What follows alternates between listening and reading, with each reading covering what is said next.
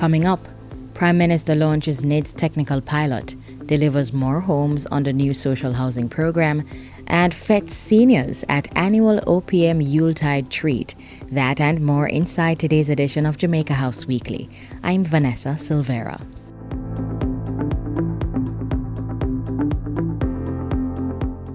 First up, we are this close to rolling out nationally across Jamaica. Prime Minister Andrew Holness at the launch of the technical pilot for the National Identification System NIDS at the Jamaica Post Central Sorting Office in Kingston on Tuesday. The pilot brings government closer to the full rollout of a secure way of verifying an individual's identity.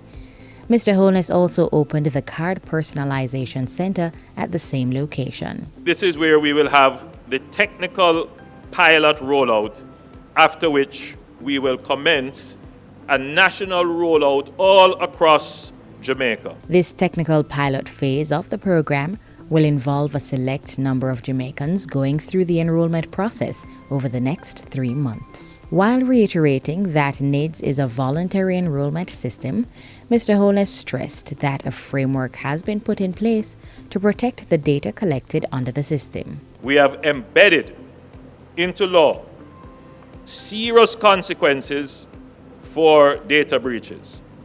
Most importantly, however, the NIDS is subject to the Data Protection Act. While at the launch, the Prime Minister also announced that the government would be moving to obtain International Civil Aviation Organization ICAO certification for the new NIDS card. On Tuesday, several families in various St. Andrew communities were given the keys to their new homes in time for Christmas. The presentations were done under the government's new social housing program, the NSHP. They include a one-bedroom unit gifted to Rayanne Moore in the Rock Hall community of West Rural St. Andrew. Over in Golden Hill, a mother of 4 expressed gratitude for her 2-bedroom house. 2 3-bedroom units were also delivered to 2 families in the Callaloo Mews and Andrews Pen communities. And Kintyre Close resident Sylvia Green became the first recipient of one of the precast solutions being developed as government explores new construction innovations to bring down the cost and delivery time of the NSHP units. It is much easier to build that in terms of the walls being precast and then assembled. It uses less labor and less cost, but it delivers quickly and gives you equal, if not better, strength than a block and steel solution. The unit was constructed in about 28 days on-site, with 7 days off-site work taking place concurrently. So this is just one example of the innovations that we're doing. We need to be able to scale up to do thousands of houses if we're going to truly tackle the housing crisis that we have, particularly for indigent, for persons who are unemployed. If we're really going to make an impact with social housing, we need to be doing it at scale. On Wednesday, the Prime Minister handed over another NSHP unit, this one constructed in partnership with private sector company Arc Properties. The 2-bedroom precast dwelling was presented to West Central St. Andrew resident Sidonie Eldemar. First and foremost, I want to give the Prime Minister really appreciate this. It's been a rough year.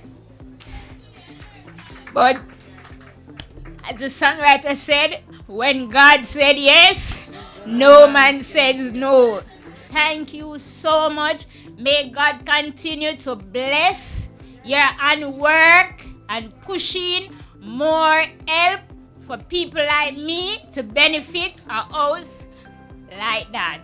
While lauding Arc Properties for being the first private sector entity to join the government's initiative, the Prime Minister again appealed for others to come on board. The government that I lead puts in place all the necessary mechanisms for accountability and transparency in these infrastructure projects. So for the private sector persons looking on who we are appealing to, who may have certain skepticisms about the processes, the only skepticism that you should have is that the project might take a little longer than you expect because of the rigor that we apply to accountability and transparency.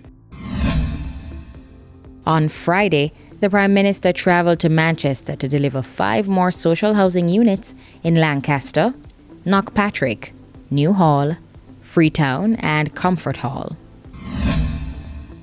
Finally, on Wednesday, the Prime Minister hosted his annual end-of-year seniors treat at his office in St. Andrew.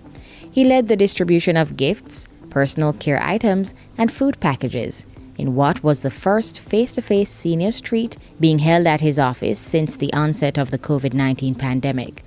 While delivering greetings, he said his administration was cognizant of the unique needs of this group and pledged more assistance in the coming months. Conditions under which many of you live presently is not the best, and it is something that is always on my mind. And as we seek to improve the economy, improve our infrastructure, we must also improve the services and facilities we have for our seniors and our vulnerable, our shut-ins and our indigent. 218 Golden Agers were feted at the December 14 event. They were drawn from the Golden Age Home, Marie Atkins Night Shelter, Desmond Mackenzie Transitional Center, and the George Abrams Home in the corporate area. He also held another treat on Sunday, this time for children. And that's it for Jamaica House Weekly. Be sure to join us next time for more of the news stories coming out of the Office of the Prime Minister. I'm Vanessa Silvera.